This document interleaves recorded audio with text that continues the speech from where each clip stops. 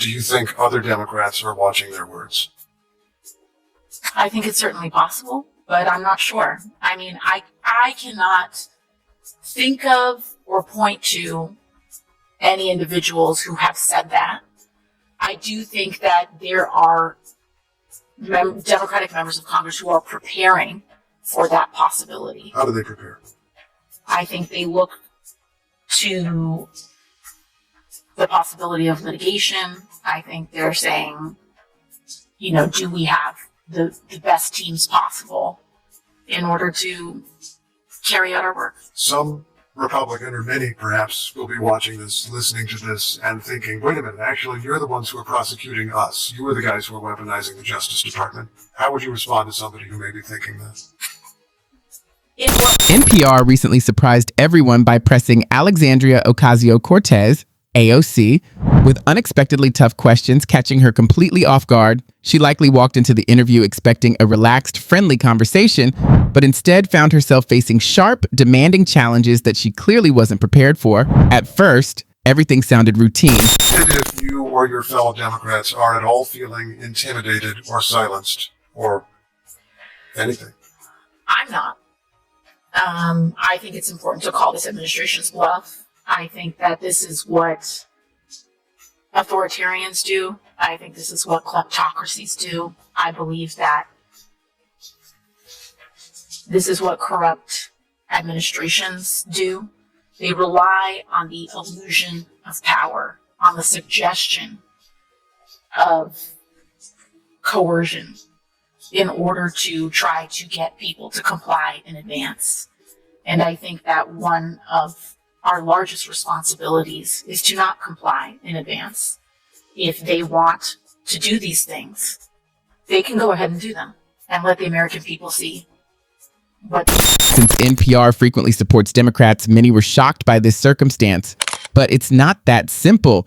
If the legal system is holy, why exploit it for political ends? If it is a weapon, both sides are using it. This disparity is clear from her answers. Republican, or many perhaps, will be watching this, listening to this, and thinking, wait a minute, actually, you're the ones who are prosecuting us. You are the guys who are weaponizing the Justice Department. How would you respond to somebody who may be thinking that? In what way?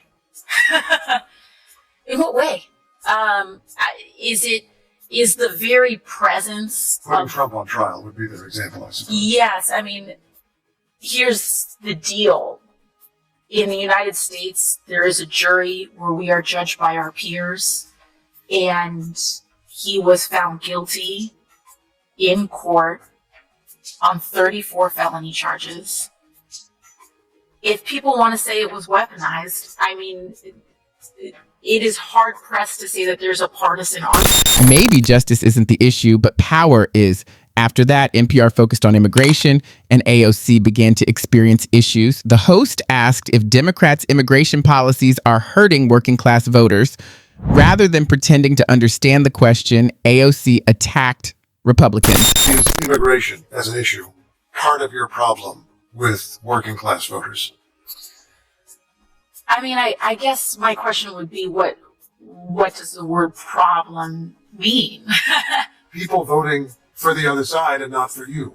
Yeah. Feeling that Democrats are not serious about the issue in ways that concern them. I think that we have a problem on immigration because of the lack of progress that we've had on this issue.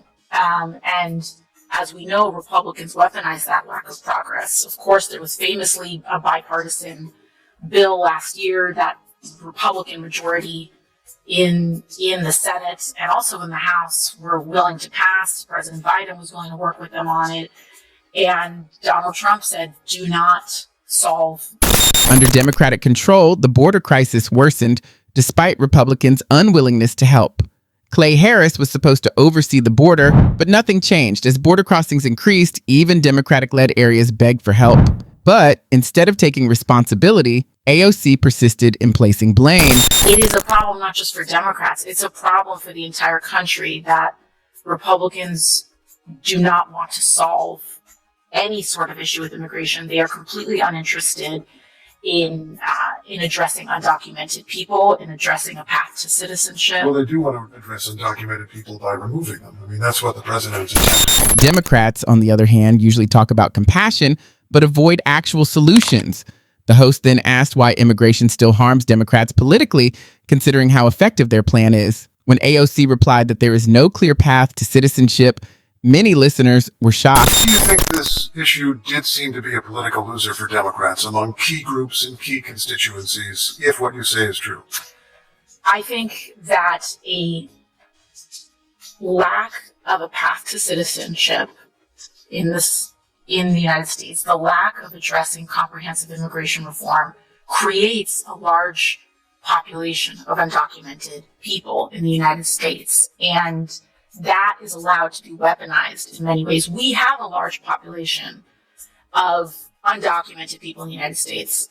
Overwhelmingly, it is not because they crossed the southern border of the United States. It's because they came here in a documented fashion and overstayed a visa. Sure. And became undocumented. And it is the lack of ability for us to expand paths to citizenship, modernize paths to citizenship over decades, that create this. Thus, the lack of a system is not the problem. The problem is enforcement and compliance with regulations.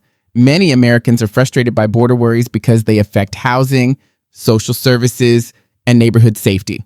It transcends politics. It's personal for a lot of people. Are allowed to weaponize. And you have voters in places like Arizona, which is a swing state that Democrats lost, or Colorado, which is generally a blue state, saying there's a lot of chaos, there's a lot of lawlessness. Yes. I don't know what to do here. Who's looking out after me? And I think when that is paired with divestment from the social safety net, when that is paired with lack of progress on minimum wage, when that is paired with rising costs of living, it sets the stage for a strongman to point to any marginalized group and say it's their fault. The host then talked of a situation where AOC was tasked with provide legal representation to people who were not in the nation legally. Rather of contesting it, she said that she provides advice to all constituents, even those who are here illegally. This contradicted everything she had previously stated. Upon realizing this, she decided to reconsider and pledge to contact the Justice Department. Coleman was upset, I suppose, because he felt that you were giving advice to people who were here illegally. Mm-hmm. Were you? I was giving advice to all of my constituents. Yeah. He said he was going to report you, or even that he did reach out to the Department of Justice. Have you heard from the Department of Justice? I have not, and I intend on reaching out to the Department of Justice to inquire. Really? What would your question be for the Department of Justice? Well, there is a member of the Trump administration who is threatening and seeks to open an inquiry, and are you going to do it? What would you learn? What do you hope to learn from that exchange? I think it's important to know where this administration stands and if they intend on using political intimidation to silence their critics. This interview revealed AOC's biggest weakness. The biggest weakness of AOC was revealed in this interview. She does well when she is in charge of the conversation, but she acts inconsistently when challenged. Her comments got disjointed as NPR forced her to justify her beliefs. Do you think there is a real risk of lawmakers being investigated, charged, arrested? Potentially. I mean, we see that this administration is certainly wielding that threat, and we will have to see if they intend on carrying out their threats, if they are to be believed for what they are publicly suggesting, then the answer would be yes. But we will only find out if we call their bluff. Do you think other Democrats are watching their words? I think it's certainly possible, but I'm not sure. I mean, I cannot think of or point to any individuals who have said that.